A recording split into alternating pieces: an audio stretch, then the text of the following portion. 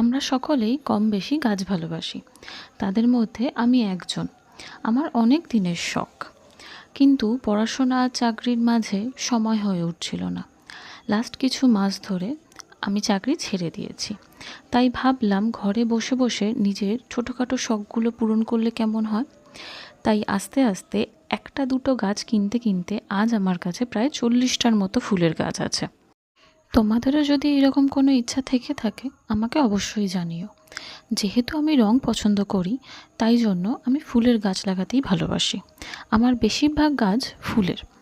আমার কাছে প্রায় 20টার মতো জবা গাছ আছে। প্রতিদিন সকালে ছাদে এসে দেখি আমার ছোট্ট ছাদ বাগানটা নানা রকমের রঙে ভরে আছে।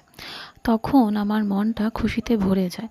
চারিদিকে এত আওয়াজ, তার মাঝে আমার পছন্দের একটা ছোট্ট ছাদ বাগান।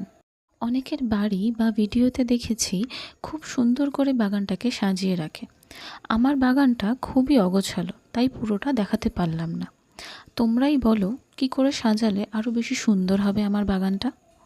ছাদে বাগান করাটা খুব একটা সহজ ব্যাপার নয়।